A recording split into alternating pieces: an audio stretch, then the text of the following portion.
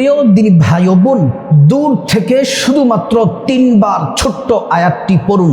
যে আপনাকে ছেড়ে চলে গেছে, আপনার সাথে যোগাযোগ করছে না, সম্পর্ক রাখছে না, এই দূর থেকে ছোট্ট আয়াতটি 3 বার পড়লে পাগল হয়ে যাবে আপনার কাছে আসার জন্য, ছটফট করতে থাকবে আপনার কাছে আসার জন্য, আপনার প্রেমে পাগল হয়ে যাবে, আপনার কথায় উঠবে বসবে।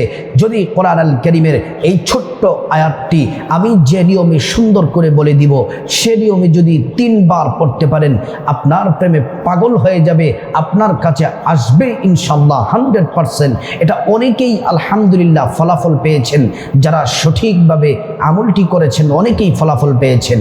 প্রিয় দিনী ভাই ও বোন, প্রত্যেকটা সমস্যার সমাধান আল্লাহ রাব্বুল আলামিন কোরআন আল কারীমের মধ্যে রেখেছেন। আল্লাহ পাক বলেন, وَنَزَّلْنَا عَلَيْكَ الْكِتَابَ تِبْيَانًا لِكُلِّ شَيْءٍ। আল্লাহ রাব্বুল আলামিন বলেন, ও দুনিয়াবাসী শোনো, এই কোরআন আল কারীম হলো আমি আল্লাহর কালাম। এই কোরআনের মধ্যে সব বিষয় আমি আল্লাহ তাআলা তুলে ধরেছি। এমন কোনো বিষয় নাই যেই বিষয় কোরআনের মধ্যে নাই। আর সব সমস্যার সমাধান আছে কোরআন আল কারীমে। সুবহানাল্লাহ।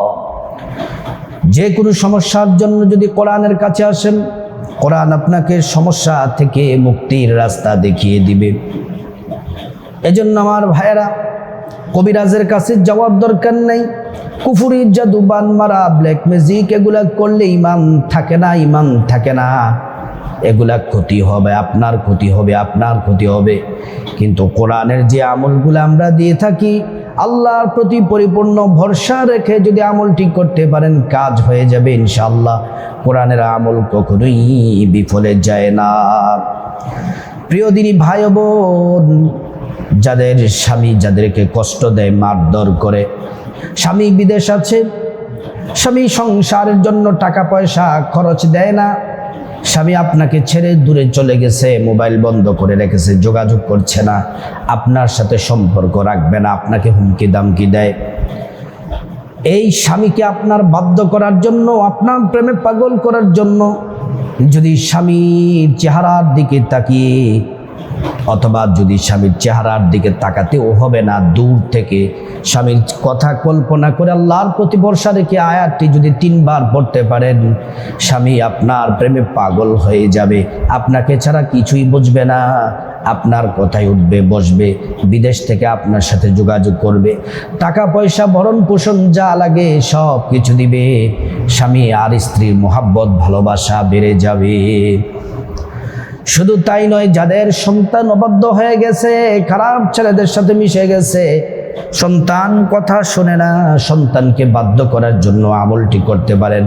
এই আমলটি যদি করেন, সন্তান আপনার কথায় উঠবে বসবে, যেভাবে বলেন সেভাবে চলবে।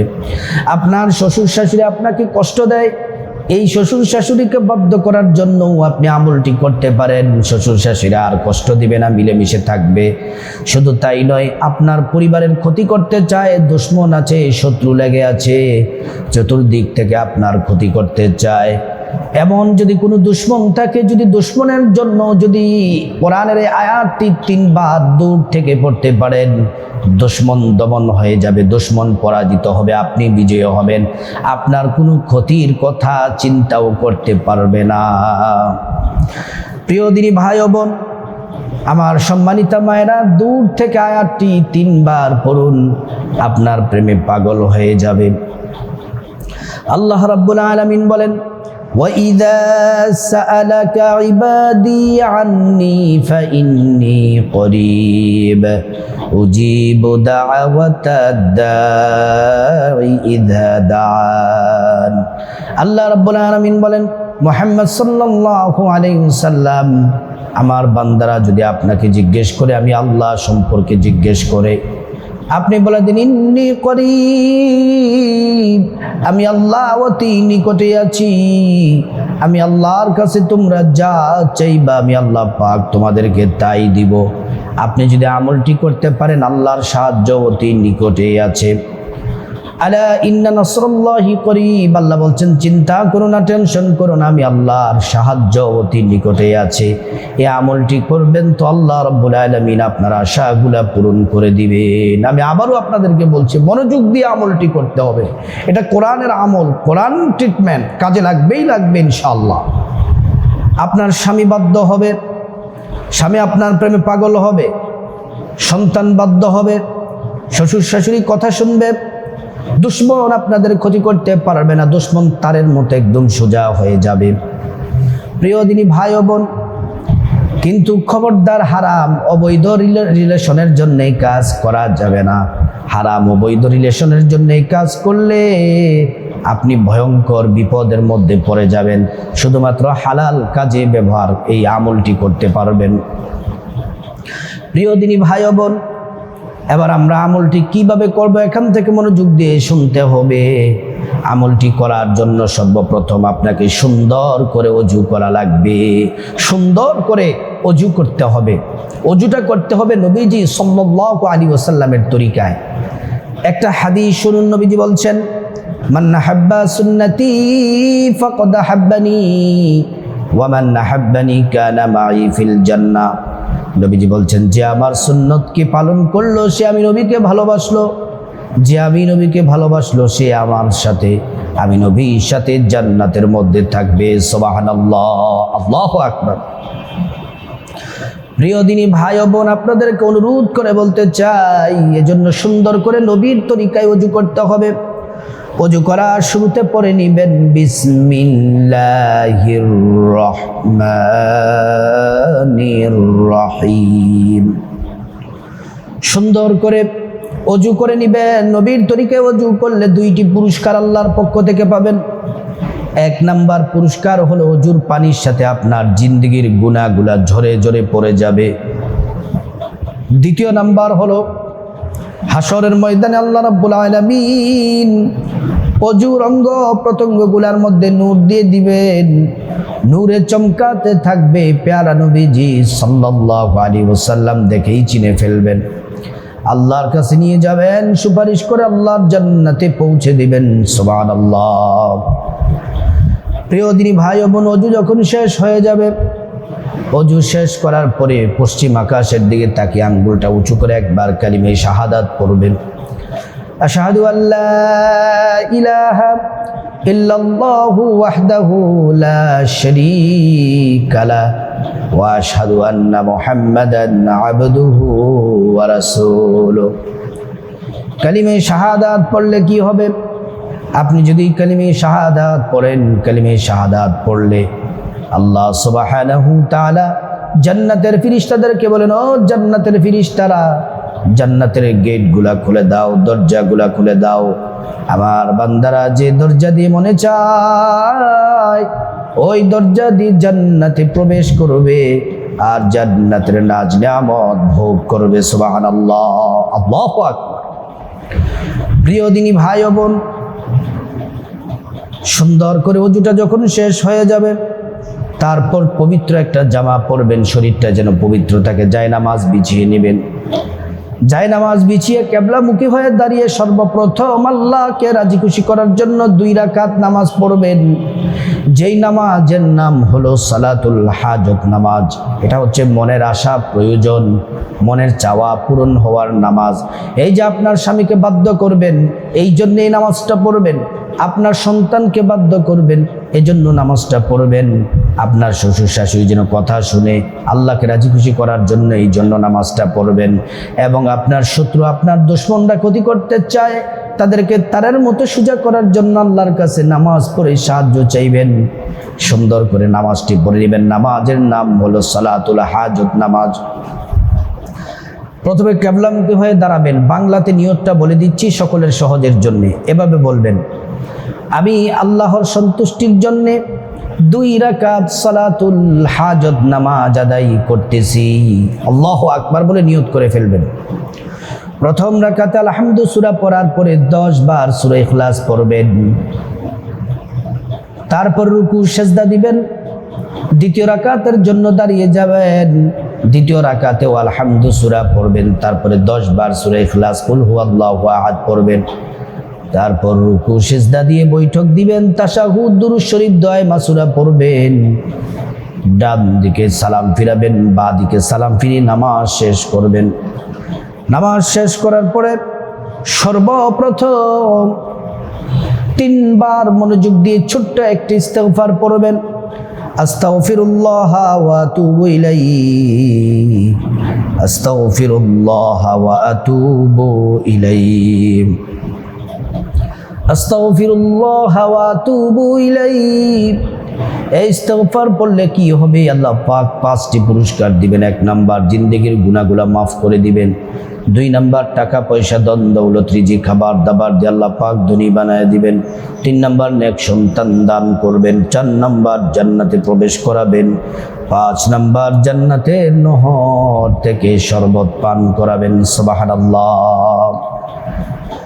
প্রিয় দিনী ভাই ও বোন, তারপরে 3 বার নবীজির প্রেম ভালোবাসা মোহাব্বত নিয়ে 3 বার দুরূদ শরীফ পড়বেন, সাল্লাল্লাহু আলাইহি ওয়াসাল্লাম, সাল্লাল্লাহু আলাইহি ওয়াসাল্লাম, সাল্লাল্লাহু আলাইহি ওয়াসাল্লাম। নবীজির প্রতি একবার দুরূদ পড়লে 10টি গুনাহ মাফ হয়ে যায়, 10টি নেকি পাওয়া যায়, 10টি মর্যাদা আল্লাহ পাক বাড়িয়ে দেন। শুধু তাই নয়, হাশরের ময়দানে নবীজি শাফায়াত করবেন, নিজ হাতে হাউজে কাউসারের পানি পান করাবেন, আল্লাহর জান্নাতে নিরাপদে পৌঁছে দিবেন। সুবহানাল্লাহ। প্রিয় ভাই ও বোন, তারপরে 3 বার দুরূদ শরীফ পড়ার পরে 3 বার একটি শ্রেষ্ঠ জিকির করবেন। এই জিকিরটি কেন করবেন? আপনি জিকিরটি করলে আল্লাহ তাআলা আসমানের সবগুলা দরজা খুলে দেন। জিকিরটি হলো লা ইলাহা ইল্লাল্লাহ, লা ইলাহা ইল্লাল্লাহ। এই জিকির করলে কি হবে? এই জিকির করলে আল্লাহ আসমানের দরজাগুলা খুলে দেন, আর এই জিকির আল্লাহর আরশ আজিমে পৌঁছে যায়। আল্লাহ তাআলা জিকির করা ব্যক্তিকে ক্ষমা করে দেন এবং তার দোয়াগুলা কবুল করে নেন। সুবহানাল্লাহ। প্রিয় দিনী ভাই বোন, তারপরে কোরআনুল কারীমের শ্রেষ্ঠ আয়াতটি দূর থেকে 3 বার পড়বেন। স্বামীকে যদি বাধ্য করতে চান, স্বামীর চেহারাটা মনে মনে কল্পনা করে আল্লাহকে রাজি খুশি করার জন্য 3 বার পড়বেন। আপনার সন্তানকে বাধ্য করতে চান, সন্তানের জন্য 3 বার পড়বেন। শ্বশুর শাশুড়িকে বাধ্য করতে চান, শ্বশুর শাশুড়ির জন্য 3 বার পড়বেন। শত্রু আপনার পিছনে লেগে আছে, পরিবারের পিছনে লেগে আছে, ক্ষতি করতে চায়, এই কোরআনের এই আয়াতটি 3 বার পড়বেন। এটা কমপক্ষে 3 বার, একটু যদি বাড়ায়া পড়েন 11 বার অথবা 41 বার। 41 বার যদি পড়তে পারেন এটা হচ্ছে উত্তম। আর সর্বনিম্ন কতবার? 3 বার। যদি পড়েন 3 বার মনোযোগ দিয়ে পড়বেন। আসুন আমি 3 বার বলে দেই শব্দ শব্দ করে। ওয়া আলকাইতু আলাইকা মাহাব্বাতাম মিন্নি, ওয়া আলকাইতু আলাইকা মাহাব্বাতাম মিন্নি, ওয়া আলকাইতু আলাইকা মাহাব্বাতাম মিন্নি। প্রিয় দিনী ভাই ও বোন, এটা পড়বেন। পড়ার পরে তারপরে আল্লাহর কাছে আল্লাহুম্মা আমিন বলে মুনাজাত দিবেন।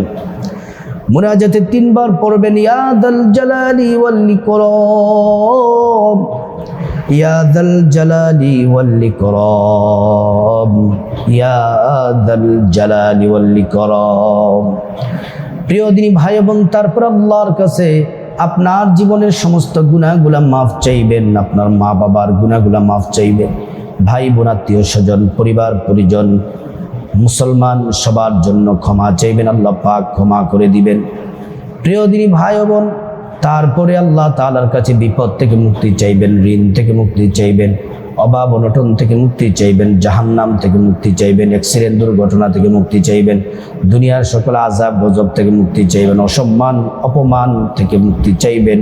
আল্লাহ তাআলা প্রত্যেকটা দোয়া কবুল করবেন। তারপর আল্লাহ রাব্বুল আলামিনের কাছে টাকা পয়সা ধন দৌলত রিজিক খাবার দাবার নেক হায়াত নেক সন্তান নেক পরিবার পরকালে জান্নাত চাইবেন, প্রত্যেকটা দোয়া কবুল করবেন। তারপরে আপনি আপনার স্বামীর কথা বলবেন, স্বামী যেন আপনার বাধ্য হয়ে যায়, সন্তান যেন বাধ্য হয়ে যায়, শ্বশুর শাশুড়ি যেন কথা শুনে। শুধু তাই নয়, যারা আপনার দুশমনি করে আপনার পরিবারের ক্ষতি করতে চায় তাদের জন্য দোয়া করবেন, প্রত্যেকটা দোয়া আল্লাহ কবুল করবেন। তারপরে যাদের আম্মা আব্বা আত্মীয় স্বজন যারা কবরবাসী, আল্লাহর কাছে তাদের জন্য ক্ষমা চাইবেন, আল্লাহ পাক তাদেরকে ক্ষমা করে জান্নাতবাসী করে দিবেন। প্রিয় দিনী ভাই ও বোন, কোরআনুল কারীমের এই শ্রেষ্ঠ ছোট্ট আয়াতটি 2 থেকে 3 বার পড়ুন, ভিডিওটি সুন্দর করে দেখুন, আমলটি করুন। আল্লাহ তাআলার কাছে যা চাইবেন আল্লাহ তাআলা তাই দিবেন। আল্লাহ পাক সঠিকভাবে আমাদেরকে আমলটি করার তৌফিক দান করুন।